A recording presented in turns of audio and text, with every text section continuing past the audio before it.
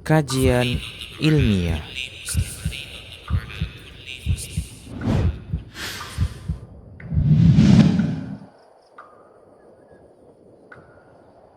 Bismillahirrahmanirrahim. Assalamualaikum warahmatullahi wabarakatuh. Salam.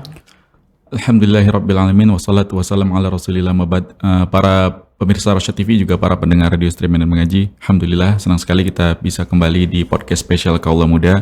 Dan alhamdulillah ini masih di pertemuan ketiga. Nanti insya Allah bersama Ustadz kita akan kembali menggali faedah tentang biografi atau perjalanan hidup sahabat yang mulia Umar bin Khattab radhiyallahu anhu. Dan alhamdulillah sudah bersama kita guru kita Ustadz Muhammad Permana Hafizahullah Ta'ala, yang seperti biasa akan mengisi podcast spesial Kaula Muda ini segmen per segmen, dan nanti bisa diselingi untuk kita berinteraktif atau bertanya jawab. Ustadz, di pertemuan ketiga tentang Umar bin Khattab radhiyallahu anhu, silakan Ustadz, tafadhol masykurah.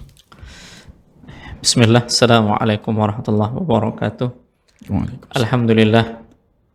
Wassalatu wassalamu ala rasulillah wa alihi wa ashabihi wa man tabi'ahum bi ihsanin ila yaumiddin wa ba'du. Para pemirsa Rasyad TV yang dimuliakan oleh Allah, para pendengar radio streaming Medan Mengaji yang dimuliakan oleh Allah Subhanahu wa taala.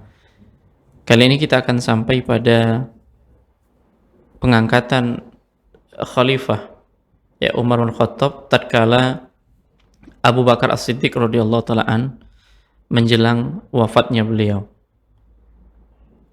Di tahun ke-13 Hijriyah, yang kala itu Abu Bakar As-Siddiq mengalami rasa sakit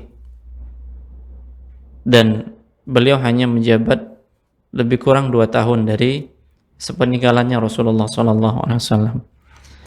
Sikap bijak yang dilakukan oleh Abu Bakar As-Siddiq, beliau bertanya terlebih dahulu kepada orang-orang yang di sekitarnya.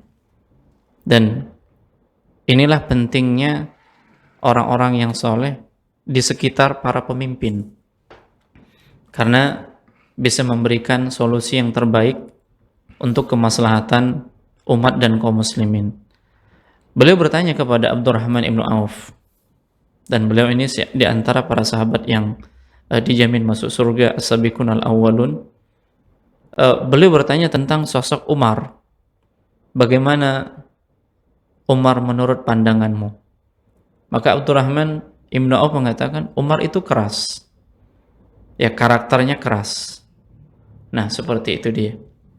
Kemudian Abu Bakar As-Siddiq bertanya kepada Abu Abdullah Utsman ibnu Affan. Beliau bertanya, bagaimana pendapatmu tentang Umar bin Khattab? Maka Utsman mengatakan, engkau yang lebih mengetahui daripada kami tentang Umar bin Khattab. Ya, Utsman mengatakan demikian karena memang Abu Bakar ini senantiasa bersama dengan Umar, senantiasa bersama dengan Rasulullah SAW.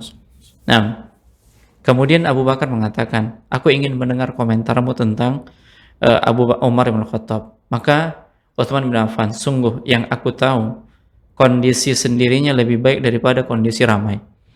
Artinya Umar dalam kondisi sendiri itu lebih baik, ya lebih takut kepada Allah Subhanahu wa taala dalam kondisi daripada kondisi yang ramai.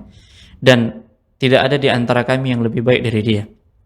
Ya, ini ucapan yang jujur dari Utsman ibn Affan. Sampai pada akhirnya Abu Bakar Siddiq pun mengambil kesimpulan bahwasanya Umar bin Khattab ini yang layak dijadikan pemimpin. Sehingga Abu Bakar meminta kepada Utsman untuk menulis wasiat. Maka ditulislah wasiat yang pada saat itu ya Abu Bakar As-Siddiq mendiktekannya dan Utsman pun menulisnya. Beliau pun mengatakan, dengan nama Allah yang Maha Pengasih lagi Maha Penyayang. Ini adalah wasiat Abu Bakar As-Siddiq bin Abi Quhafah di akhir usianya di dunia, yang akan segera meninggalkannya di awal perjalanannya menuju akhirat, dan akan datang segera memasukinya.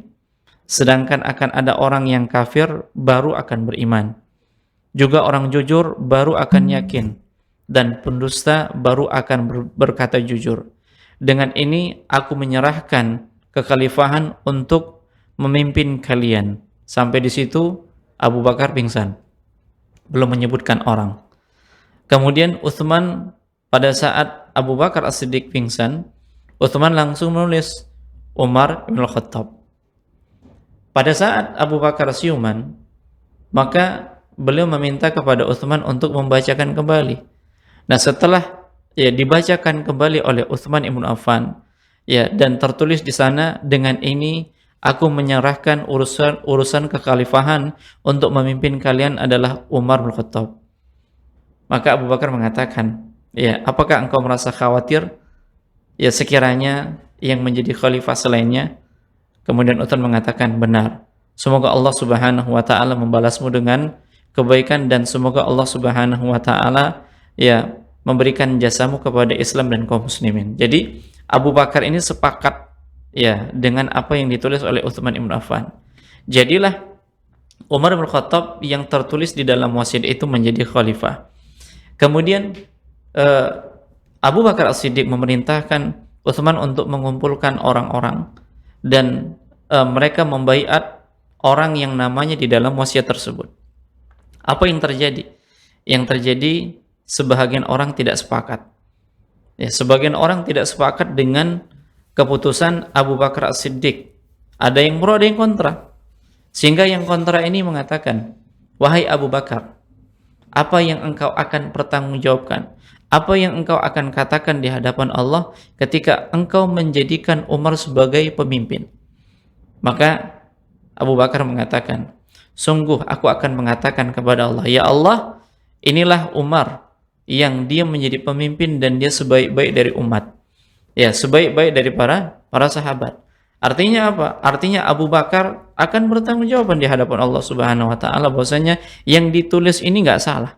Yang ditetapkannya, yang diwasiatkannya sebagai pemimpin ini tidak salah, dan dia adalah orang yang terbaik setelah Abu Bakar As-Siddiq radhiyallahu taala.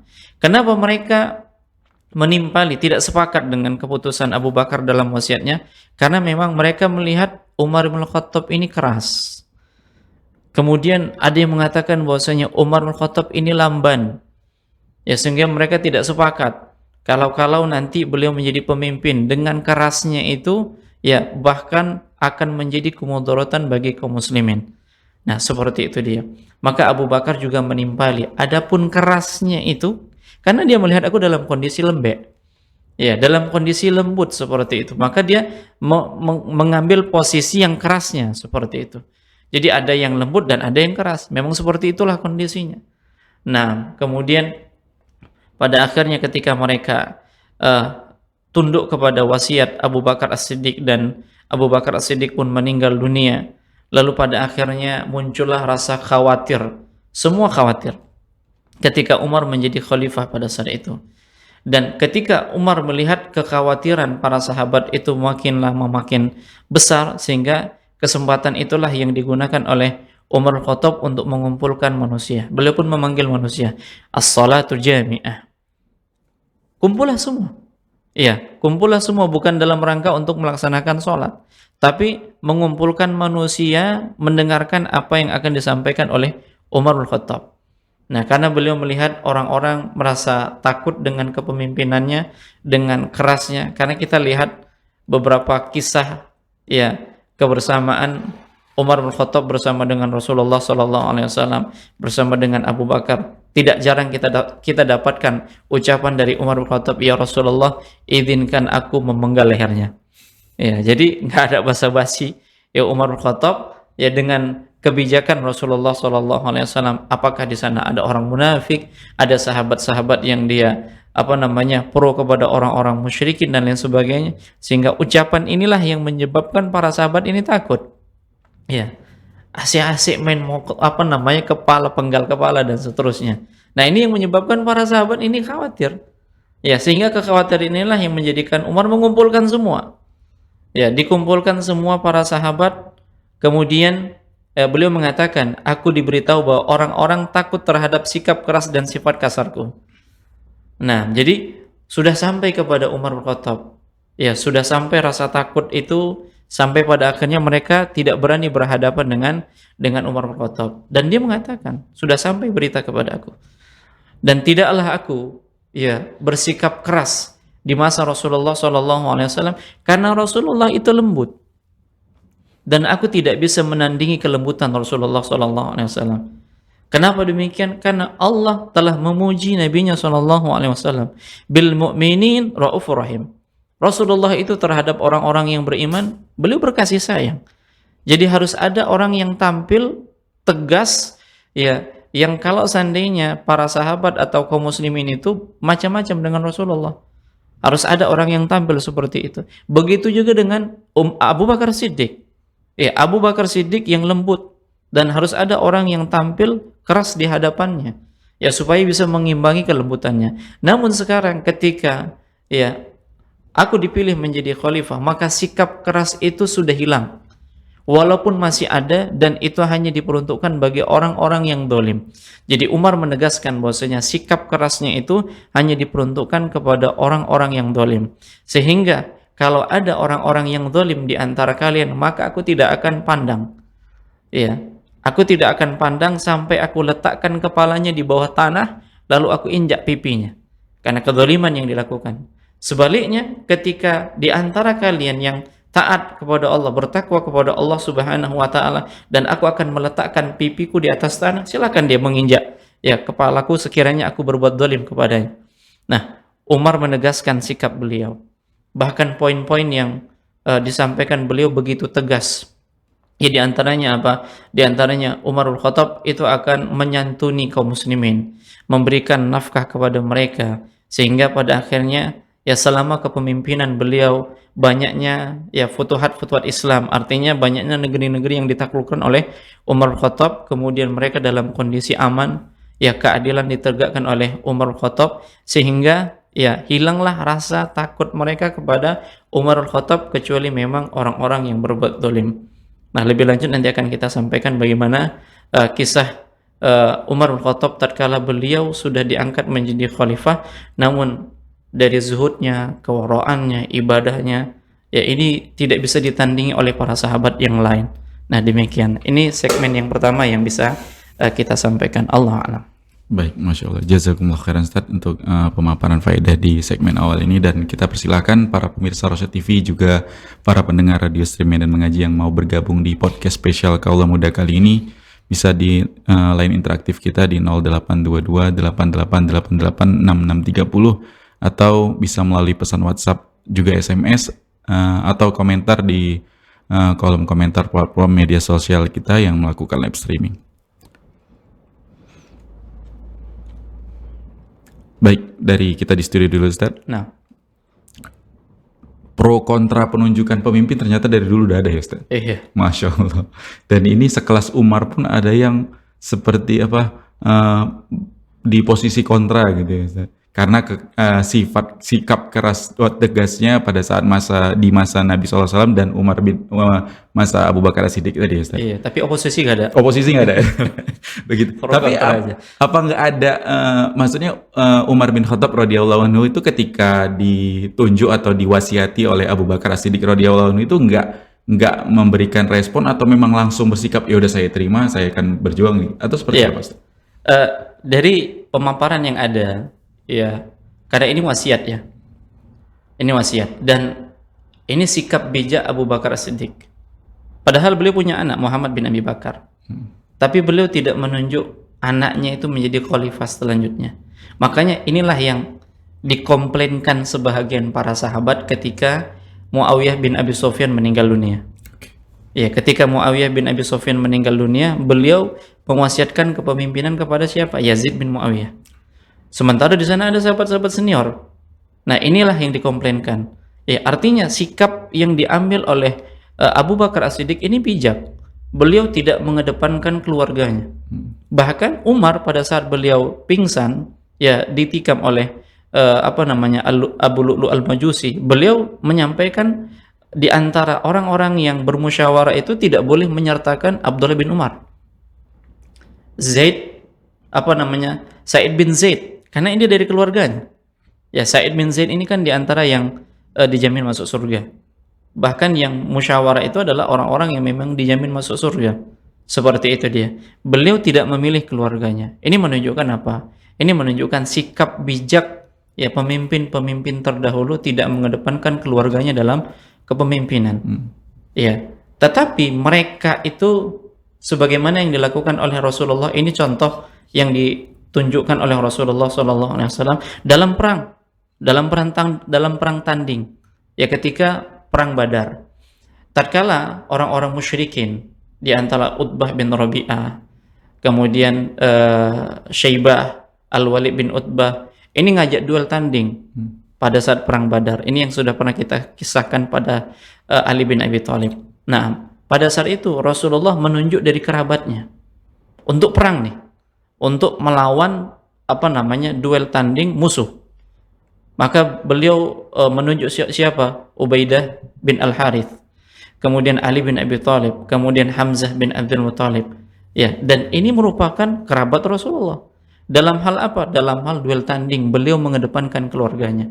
Tapi dalam hal kepemimpinan, ya dalam hal mengurus, ya kita lihat mereka tidak menunjuk keluarga-keluarga mereka sebagai pemimpinnya, seperti itu dia. Nah, tatkala Abu Bakar As-Siddiq radhiyallahu taala memilih Umar bin Khattab, beliau tidak menolak. Ya, beliau tidak menolak, dan para sahabat kebanyakan juga tidak menolak karena mereka tahu bahwasanya orang yang terbaik setelah Abu Bakar hanya Umar. Ya, yang khawatir, yang takut ini adalah memang karena mereka kurang memahami karakter Umar yang sebenarnya bagaimana. Sikap yang diambil oleh Umar ketika beliau keras di hadapan Rasulullah dan Abu Bakar, mereka tidak lihat sikapnya kenapa seperti itu. Bagi orang-orang yang dekat dengan Umar bin Khattab seperti Utsman ibn Affan, mengerti benar sikap kerasnya kenapa. Ya, seperti itu dia. Dan pada akhirnya ya Umar menerima dan para sahabat juga menerima, walaupun harus diluruskan, didudukkan dulu, rasa takut mereka dihilangkan, dan sikap bijak Umar bin Khattab menjadikan masyarakat kaum muslimin pada saat itu merasa aman. Nah, demikian. Jadi pada saat itu tidak ada penolakan sama sekali dari Umar bin Khattab. Nah, demikian. Baik, Masya Allah. Dan totalitas kelembutan lah yang ditampilkan Umar bin Khattab radhiyallahu anhu ketika memimpin gitu ya, Ustaz. Bahkan beliau benar-benar ya mencontoh kedua pemimpin sebelumnya, yaitu Rasulullah SAW dan Abu Bakar As-Siddiq. Dan banyak ya riwayat-riwayat yang nanti kita akan sebutkan bagaimana sepak terjang Umar bin Khattab ketika beliau menjadi pemimpin itu, ya tidak ada yang namanya gengsi. Ya, gengsi menjadi seorang pemimpin harus turun langsung, kemudian bercengkrama dengan yang lainnya, bahkan dengan anak-anak, bahkan perkara-perkara yang mungkin itu remeh, receh dikira, tapi itu besar di sisi Umar bin Khattab. Jadi anggapan mereka itu semuanya hilang ketika ada sebuah perkara yang dianggap kecil dan ini bisa dilakukan oleh orang lain, tapi ini dianggap oleh Umar bin Khattab itu perkara yang besar. Kenapa demikian? Karena beliau benar-benar memegang kepemimpinan itu dengan amanah. Nah, contohnya apa? Utsman ibn Affan pada saat itu beliau berada di dalam tenda. Kondisi cuaca begitu panas. Dan beliau memerintahkan kepada budaknya, karena ada sosok yang di luar sana. Ya, ada sosok di luar sana, di tengah teriknya panas matahari, sampai-sampai Utsman saja tidak mau keluar gitu. Karena saking panasnya seperti itu. Di tengah teriknya matahari. Kemudian dia memerintahkan kepada budaknya itu untuk memantau siapa laki-laki itu.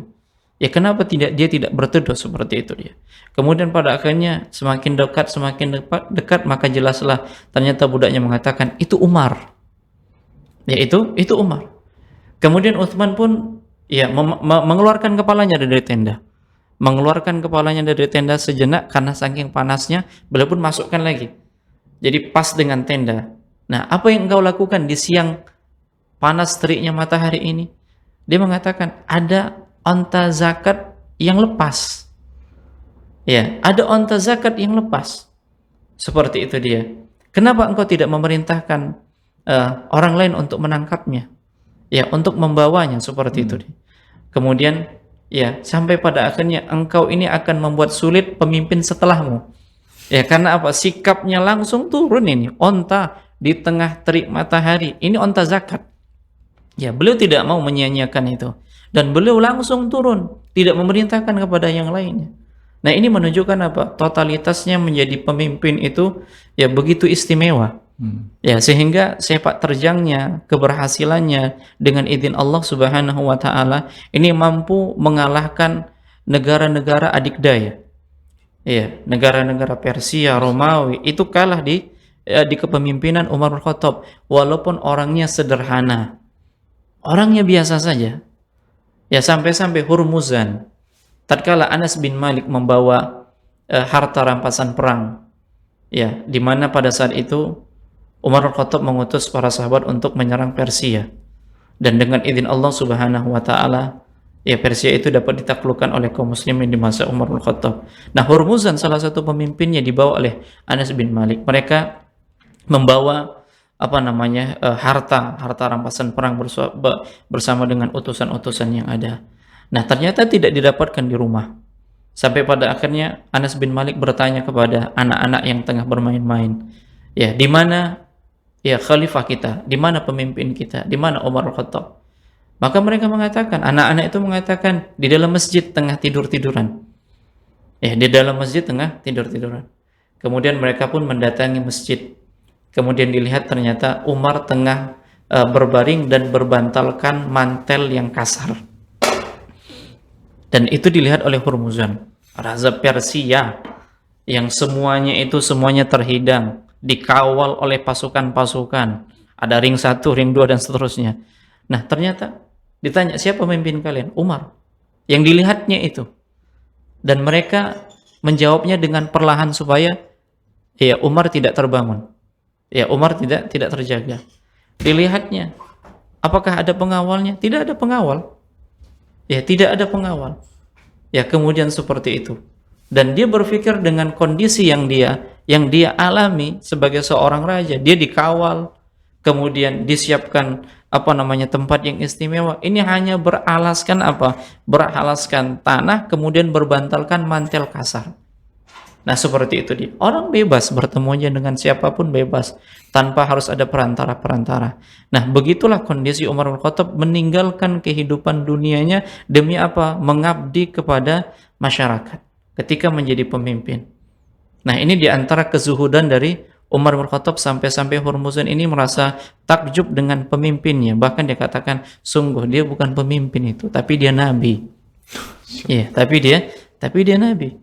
Nah, seperti itu dia. Jadi begitulah kondisi Umar bin Khattab ketika beliau diwasiati menjadi pemimpin oleh Abu Bakar As-Siddiq radhiyallahu taala anhu. Baik, masya Allah, Ustaz. Jazakumullah khairan, Ustaz. Dan mungkin riwayat ini udah banyak tersebar di kalangan masyarakat kita, khususnya di kaula muda kita. Akhirnya ini membuat sebagian atau banyak dari kaula muda kita yang merindukan pemimpin seperti sosok Umar bin Khattab radhiyallahu anhu, Ustaz. Nah, mungkin bisa diberikan gambaran, Ustaz, apakah cita-cita kaula muda kita ini termasuk yang cita-cita nggak akan tercapai, atau memang ada harapan kita akan mendapatkan pemimpin untuk umat Islam ini seperti sosok seperti Umar bin Khattab, Ustaz? Atau nanti malah diarahkan tak kemana-mana gitu maksudnya kan, Ustaz? Apakah kita bisa mendapatkan sosok pemimpin Umar bin Khattab? Bisa, dengan syarat rakyatnya seperti Ali bin Abi Thalib. Masya Allah. Ini harus siap duel ya. Artinya apa? Badar. Ali itu kan orang yang ahli ibadah. Siap. Orang yang cerdas. Ya, menantu Rasulullah SAW kan seperti itu dia. Artinya apa? Kalau kita pengen merindukan seorang pemimpin seperti Umar bin Khattab, maka lihat rakyatnya siapa. Ya, dan ketika kita menginginkan seperti itu, mau tidak mau, kita harus seperti rakyatnya para sahabat. Ya. Kita perbaiki ibadah kita, kita perbaiki tauhid kita, ini yang paling penting. Dan kita tahu bagaimana konsep hidup para sahabat itu, tauhid, masya Allah.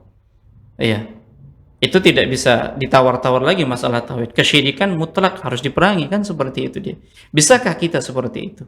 Sehingga pada akhirnya Allah Subhanahu wa taala menghadirkan di tengah-tengah kita sosok seorang pemimpin seperti Umar bin Khattab, bukan Umar yang lain, tapi Umar bin Khattab. Nah, seperti itu dia. Maka jadilah kita seperti rakyatnya Umar bin Khattab. Karena ini yang syubhat yang disampaikan oleh orang-orang yang kontra dengan Ali bin Abi Thalib. Ya, ketika terjadi pemberontakan di masa Ali bin Abi Thalib, mereka datang kepada Ali. Wahai Ali, kenapa di masa Abu Bakar dan Umar ya aman-aman saja, tapi di masa engkau banyaknya pemberontakan di sana sini? Apa sebab? Maka Ali bin Abi Thalib dengan bijaknya mengatakan, tahukah kalian, di masa Abu Bakar dan Umar, aku rakyatnya. Tapi di masa aku, kalian rakyatnya, para pemberontak. Nah, seperti itu dia. Jadi, kalau kita menginginkan pemimpin kita sebagai ya seperti Umar bin Khattab, dan mustahil, sulit. Bahkan ya Nabi SAW katakan, kalian nggak akan bisa mengimbangi ibadah para sahabat. Kalau sekiranya kalian memiliki emas sebesar gunung Uhud, lalu kalian infakkan semuanya, itu nggak akan menyaingi satu mud infak sahabat. Itu kalau ada emas kita. Kalau ada emas kita satu sebesar gunung Uhud. Kalaupun ada, yakin kita infakkan semua? Nggak yakin, kan seperti itu. Nah, sementara para sahabat, jangan ditanya. Kenapa? Dunia itu hanya di tangannya. Ya, Abu Bakar As-Siddiq semuanya di hartanya diberikan. Umar separuh hartanya. Utsman jangan tanya. Kan seperti itu. Miliarder. Semua diberikan pada saat perang Tabuk itu. Nah, semua diberikan untuk Rasulullah SAW. Nah, demikian, maka kita harus siap menjadi ya rakyatnya seperti Ali bin Abi Thalib. Supaya apa? Supaya pemimpin kita seperti Umar bin Khattab. Nah, itu merupakan syarat yang harus kita penuhi kalau kita ingin menjadikan pemimpin kita seperti Umar bin Khattab. Ala kulli hal, kalau memang tidak seperti Umar bin Khattab, paling tidak kita berusaha untuk memperbaiki diri menjadi rakyat-rakyat yang memang mentauhidkan Allah Subhanahu wa taala. Memperbaiki ibadah kita kepada Allah Subhanahu wa taala. Yakinlah, kalau kita memperbaiki ibadah kita, sikap kita, keyakinan kita, ya ketakwaan kita kepada Allah Subhanahu wa taala, seperti itulah yang Allah akan hadirkan untuk kita pemimpin kita. Ya, baik yang sekarang atau di masa yang akan datang nanti. Nah, demikian, Allah a'lam. Baik, Masya Allah, jazakumullah khairan Ustaz. Dan menjadi jembatan ke segmen kedua Ustaz, mungkin seperti apa Umar bin Khattab radhiyallahu anhu menjaga kondisi masyarakatnya tetap seperti kondisi Ali bin Abi Thalib dan yang lainnya radhiyallahu anhu. Silakan Ustaz. Jamaah yang dimuliakan oleh Allah, salah satu isi wasiat isi khutbah lah, ya ketika beliau telah menjadi pemimpin, beliau berorasi. Tapi Masya Allah, ini jujur. Beliau sampaikan kepada umatnya. Beliau sampaikan kepada rakyatnya. Bukan kampanye politik maksudnya? Bukan. Ini udah ditunjuk. Ini udah jadi. Ini sudah jadi. Apa kata beliau? Aku tidak akan mengambil sedikit pun harta pajak yang kalian bayarkan. Ya, tidak pula harta fai yang Allah anugerahkan kepada kalian, kecuali dengan cara yang benar sesuai dengan syariat. Artinya apa? Dengan cara ya sesuai dengan syariat, keluarkan zakatnya. Harta fai yang kalian dapatkan ketika perang, seperti itu dia. Nah, itu keluarkan zakatnya kalau sudah sampai nisab dan haulnya. Dan Umar tidak akan mengambil harta itu dari mereka. Nah, seperti itu dia. Apabila harta tersebut jatuh ke tanganku, maka aku akan harus menyalurkannya semuanya kepada yang berhak. Jadi ini menunjukkan apa? Kedermawanan beliau. Kalau beliau dapat harta fai, ya harta rampasan perang, beliau nggak segan-segan untuk menginfakkan miliknya sendiri. Nah, seperti itu dia. Aku berjanji akan menambah pemberian dan aku berjanji akan menambahkan pemberian dan nafkah untuk kalian insyaallah. Jadi mereka diberikan nafkah. Ya. Penduduk Madinah, kemudian orang-orang yang di bawah kekuasaan itu, ya mereka dapat nafkah. Ya, semuanya diberikan. Ya, tidak ada ketentuan-ketentuan. Ya, semuanya diberikan nafkah. Ya, itu dari mana? Dari harta rampasan perang. Ya, dari pemberian-pemberian seperti itu dia. Ya, ini yang menyebabkan mereka apa? Aman, sejahtera. Ya, walaupun nanti ada kisah bagaimana di pelosok-pelosok sana yang mereka nggak kenal dengan Umar bin Khattab, mencaci maki. Gimana nih Umar nggak ngerti dengan rakyatnya, nggak tahu dengan rakyatnya. Nah, seperti itu. Nanti kita akan sampaikan insyaallah. Kemudian aku akan berupaya mengamankan wilayah kita yang berbatasan dengan musuh. Ya, aku tidak akan membuat kalian terus-menerus berjaga di wilayah yang berbatasan dengan musuh. Jadi Umar bin Khattab punya prinsip bergantian nih. Ya, setiap beberapa bulan sekali yang berjaga, yang ribat, yang berjaga di wilayah kekuasaan kaum muslimin itu diganti. Ya, karena pernah ada kisah di mana ada seorang wanita yang Umar bin Khattab ini malam-malam mengitari rakyatnya, belusukan. Ya, ini karakter Umar yang nggak lihat waktu. Bahkan malam-malam pun beliau berkeliling melihat kondisi rakyatnya. Nah, seperti itu dia. Kemudian dia mendengar suara rintihan seorang wanita. Ya, kalau seandainya Allah Subhanahu wa taala tidak melihatku, niscaya, ya mohon maaf ini kiasannya. Ya, niscaya ranjang ini akan bergetar. Ya, karena apa? Suaminya diperintahkan oleh Umar bin Khattab untuk apa? Mengawasi wilayah kekuasaan kaum muslimin. Ya sudah lama seperti itu. Ya sudah lama dia ditinggali oleh suaminya, sampai seperti itu dia katakan, kalau bukan karena takut kepada Allah Subhanahu wa taala, niscaya ranjang ini akan bergetar. Kemudian dia bertanya kepada Hafsah, berapa lama seorang wanita itu sabar ditinggal suaminya? Ya, kemudian dia mengatakan 4 bulan.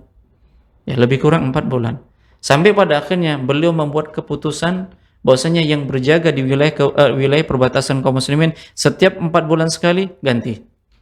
Ya, sehingga kebijakan yang dibuat oleh Umar bin Khattab tidak menjadikan para sahabat itu berlama-lama di wilayah perbatasan kaum muslimin, supaya dia pulang menjumpai keluarganya, seperti itu dia. Ini kebijakan beliau. Terkadang kebijakan beliau itu dirubah karena melihat ada maslahat di dalamnya. Dan hati beliau begitu tersentuh ketika ada masalah yang berkaitan dengan rakyatnya. Nah, seperti itu dia. Jadi, inilah di antara kebijakan-kebijakan yang memang dilakukan oleh Umar bin Khattab. Jadi terjun ke lapangan, kemudian beliau tidak gengsian. Apapun yang biasa dilakukan sebelum menjadi pemimpin beliau lakukan. Nah, seperti itu dia. Biasanya beliau mendatangi seorang wanita tua.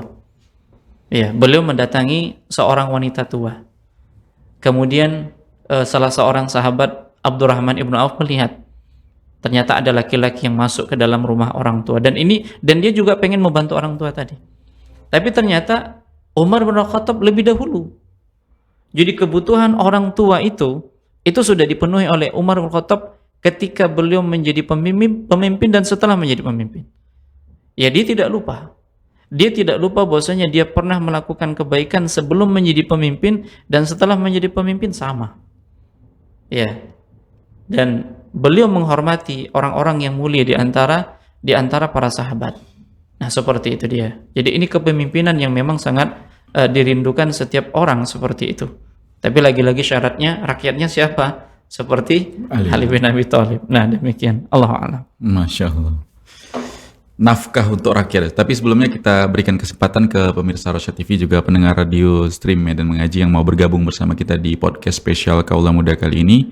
Bisa di line interaktif kita di 082288886630, atau bisa melalui pesan WhatsApp dan SMS. Juga bisa komentar langsung di kolom komentar platform media sosial kita yang melakukan live streaming. Baik, kalau belum ada kita bacakan, Ustaz. Di segmen kedua tadi ada nafkah untuk rakyat, tapi di segmen awal tadi udah disinggung sedikit, ya, Ustaz. Nafkah untuk rakyat ini memang dalam syariat diwajibkan atau ditanggung oleh pemimpinnya gitu. Iya.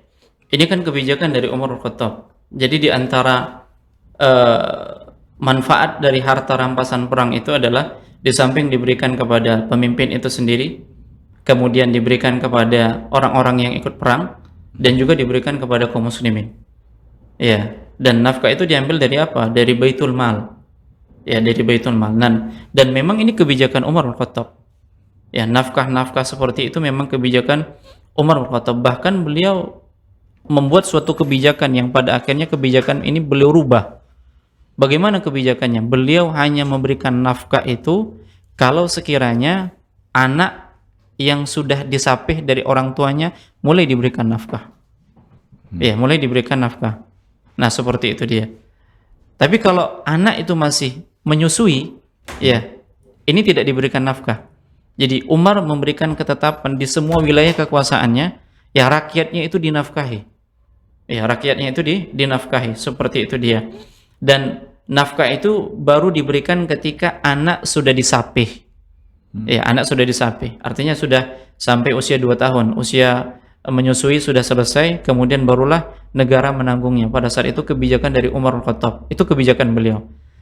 Nah, suatu ketika ada pedagang-pedagang yang lewat di Madinah, dan kebetulan pada saat itu mereka tinggal menetap di musola.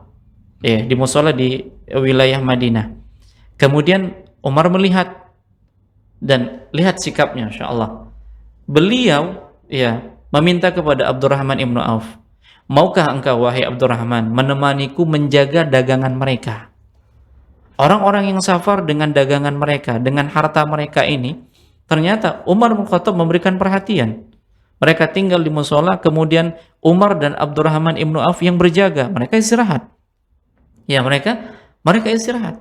Maka wajar kalau seandainya kita bermimpi ingin mendapatkan pemimpin seperti Umar bin Khattab, karena sampai seperti ini. Ya, berjaga karena untuk menjaga harta orang lain.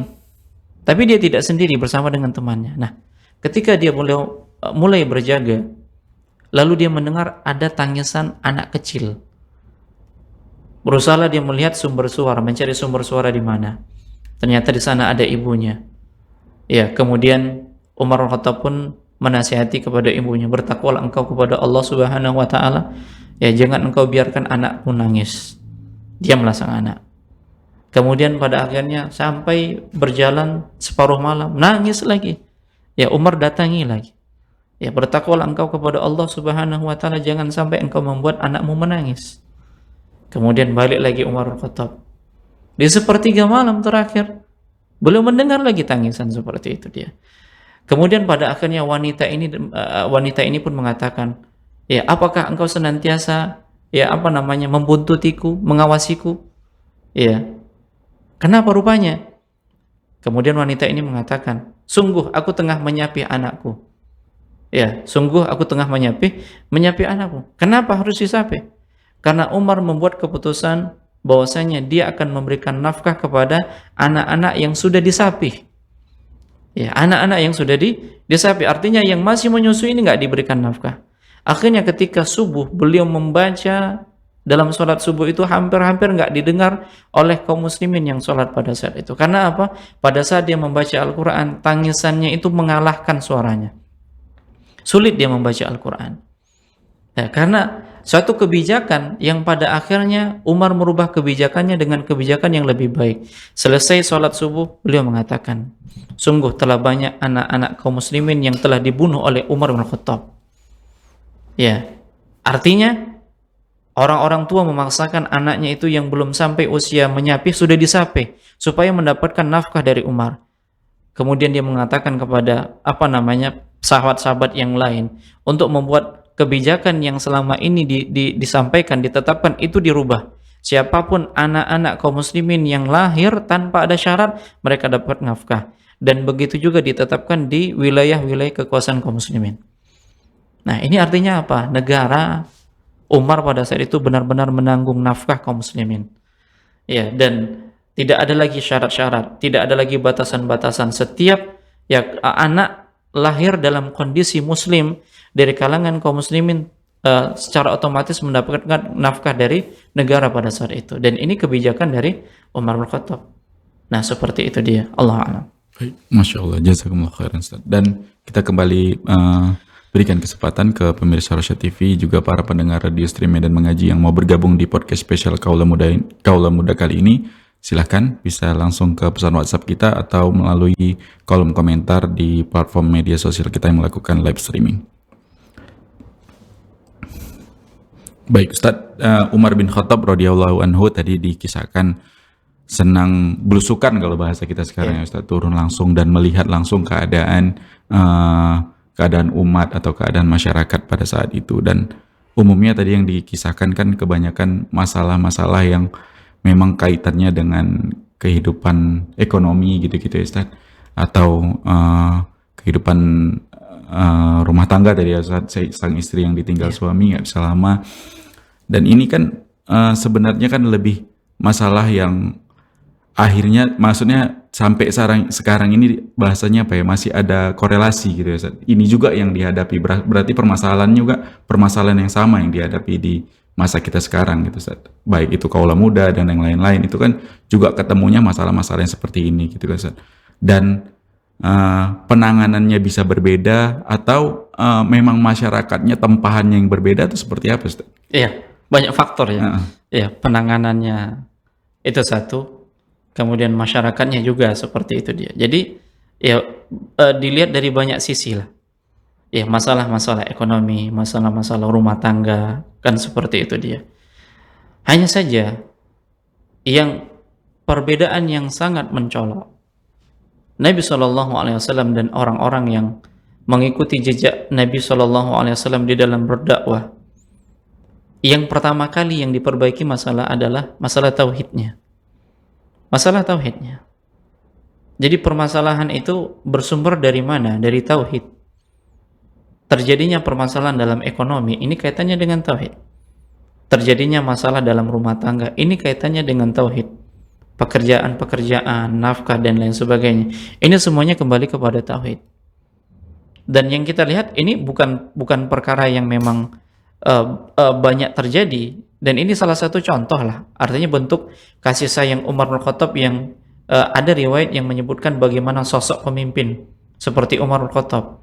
Namun kebanyakan bagaimana sikap para sahabat pada saat itu dalam kondisi 10 tahun lebih kurang dipimpin oleh Umar bin Khattab, ya masyarakatnya aman. Kenapa aman? Ya, kemudian masyarakatnya diberikan keberkahan oleh Allah Subhanahu wa taala. Kenapa diberikan keberkahan? 10 tahun kepemimpinan yang dialami oleh Umar bin Khattab ini bukan waktu yang singkat.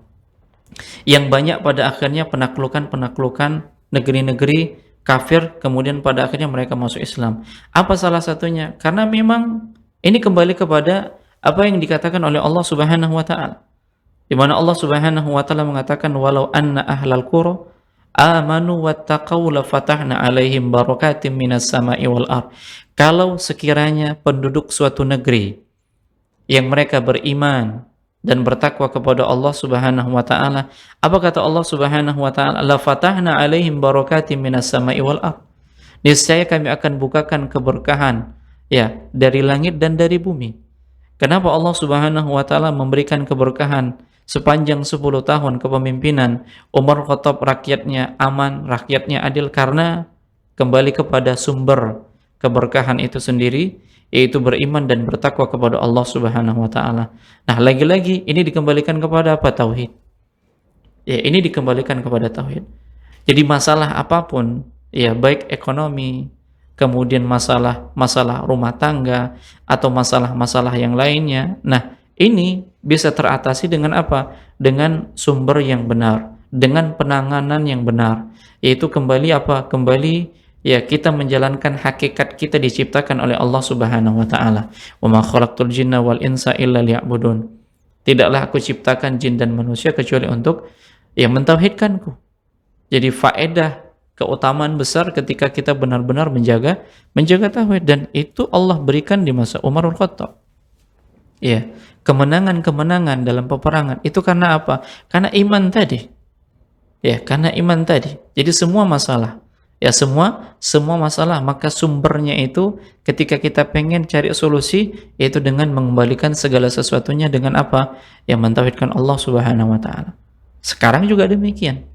Ya, kalau kita ingin mengambil benang merahnya, ya supaya masalah yang terjadi di tempat kita dalam kondisi sekarang dan nanti juga seperti itu, sumber ya kebahagiaan dan sumber solusi dari permasalahan yang ada, yaitu dengan tauhid. Ya, dengan mentauhidkan Allah Subhanahu wa taala. Nah, seperti itu dia. Allahu a'lam. Baik, Masya Allah, jazakumullah khairan Ustaz. Dan mungkin ini udah di penghujung waktu ya Ustaz, dan ini menjadi pertanyaan penutup aja Ustaz dari kita. Jadi tadi sudah disebutkan bahwasannya hal terpenting untuk ngebangun suatu masyarakat kan adalah tauhid tadi Ustaz, di segmen kedua ini. Dan kita juga tahu tentunya di masa kepemimpinan Umar atau nanti di segmen-segmen atau di pertemuan berikutnya nanti mungkin dibahas lagi ya Ustaz, bahwasannya ruang itu memang difasilitasi dan diberikan oleh Umar bin Khattab radhiyallahu anhu untuk penempahan masyarakat yang memang dibangun dengan asas tauhid gitu kan. Sementara kita Ustaz di masyarakat kita, atau kita bilang di negeri kita lah saat ini yang kita cintai Ustaz, apakah ketika memang kita lihat tadi kan di segmen awal juga disebutkan bahwasannya pentingnya orang-orang soleh di sekitar pemimpin, apakah kita harus gitu Ustaz mencari jalan untuk mencari posisi untuk bisa berada di circle-nya pemimpin, untuk bisa memberikan masukan atau ide atau bahkan membuat kebijakan yang itu nanti akan disetujui oleh pemimpin, yang kebijakan itu landasannya atau diperuntukkan untuk menempah atau mencetak generasi yang bertauhid. Atau penempahan masyarakat yang bertauhid ini bisa dilakukan parsial oleh masyarakatnya sendiri-sendiri atau seperti apa, Ustaz? Silakan, Ustaz. Nah, ya, yang namanya pemimpin ini tidak akan bisa berjalan kecuali dengan orang-orang yang di sekitarnya itu memang kuat dengan agama. Dan memang kita diperintahkan untuk mencari orang-orang kepercayaan kita itu dari kalangan orang-orang yang kuat agama. Jangan sampai kita mencari pilihan itu adalah orang-orang yang ternyata memusuhi agama kita, seperti itu dia. Di sekitar Umar itu banyak. Ada Utsman, ada Ali, ada Ibnu Abbas, ada Ibnu Mas'ud. Ini sahabat-sahabat yang Masya Allah kan gitu. Keilmuannya, jangan tanya ibadahnya, semangatnya di dalam berperang, ini totalitas. Jadi memang butuh itu. Ya, kemudian apakah kita harus ikut serta mendekat dengan pemimpin-pemimpin seperti itu? Masalahnya, siapkah kita dengan menghadapi fitnah yang ada kalau seandainya kita berada di lingkungan seperti itu? Kalau ternyata kita tidak kuat, kalau ternyata kita tidak kuat, pada akhirnya kita masuk dalam menjadikan diri kita fitnah. Menjadikan diri kita fitnah. Tetapi kalau mereka semisal ada dari kalangan yang memang itu merupakan pemimpin yang kita kenal, dan ada ruang bagi kita untuk memberikan nasihat, berikanlah nasihat. Berikanlah nasihat. Jadi kalaulah memang ada orang-orang yang kita kenal dari sosok-sosok pemimpin dan memang dia adalah pemimpin yang mengurus kemaslahatan banyak manusia, ketika kita melihat ada sesuatu yang kurang, silahkan memberikan nasihat. Tapi ingat, nasihatnya itu dengan cara bersembunyi, dengan menarik tangannya, apalagi kalau seandainya kan itu temannya, misalnya dia punya kedekatan, dia sampaikan, dia sampaikan, boleh jadi dengan izin Allah Subhanahu wa Ta'ala nasihatnya diterima. Seperti itu dia. Jadi butuh ada orang-orang yang di sekitarnya itu adalah orang-orang yang kuat terhadap agama, supaya bisa menimbang yang mana yang maslahat, mana yang mafsadat. Walaupun pada akhirnya titik penentunya adalah pemimpin itu sendiri, mana yang mau diambil. Apakah dari sisi yang lain ataukah dari sisi yang memang dia kuat agamanya, kan seperti itu. Kemudian yang kedua, hendaknya kita juga memperbanyak doa kepada Allah Subhanahu wa Ta'ala. Apakah kita tidak yakin banyaknya kaum muslimin di Indonesia ini kemudian ketika berdoa kepada Allah untuk kebaikan pemimpin kita nggak dikabulkan oleh Allah? Ini menunjukkan apa? Kita berburuk sangka kepada Allah Subhanahu wa Ta'ala. Karena Fudail bin Iyad mengatakan, sekiranya ada satu doa yang doa itu Allah kabulkan, saya akan tunjukkan kepada pemimpin. Karena apa? Karena baiknya pemimpin itu bukan untuk kita saja, tapi untuk seluruhnya. Tapi kalau buruknya pemimpin bukan hanya untuk kita saja, tapi seluruhnya. Maka kita angkat tangan kita baik sangka kepada Allah Subhanahu wa Ta'ala, supaya Allah membimbing, memberikan hidayah orang-orang yang diberikan amanah sebagai pemimpin yang mengurusi masyarakat banyak ini, dibimbing oleh Allah Subhanahu wa Ta'ala, kemudian mengambil keputusan-keputusan yang memang ini Allah Subhanahu wa Ta'ala ridhoi, sehingga dia berjalan sesuai dengan apa yang diinginkan oleh Allah Subhanahu wa Ta'ala. Nah, ini yang bisa kita lakukan. Kalau kita bukan orang yang dekat dengan pemimpin, silahkan kita bersimpuh kepada Allah, berbaik sangka kepada Allah, gunakan waktu-waktu yang mustajabah untuk berdoa, untuk kebaikan siapa? Untuk kebaikan pemimpin kaum muslimin dan masyarakat kaum muslimin secara menyeluruh. Nah, demikian. Allah a'lam.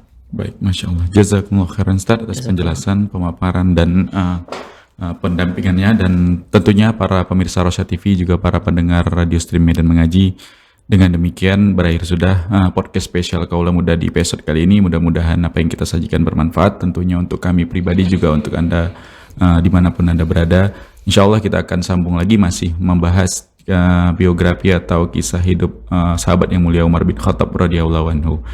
Baik, itu saja kami mewakili kru yang bertugas pamit. Kita tutup dengan doa kafaratul majelis. Subhanakallahumma wa bihamdika asyhadu an la ilaha illa anta astaghfiruka wa atubu ilaik. Assalamualaikum warahmatullahi wabarakatuh.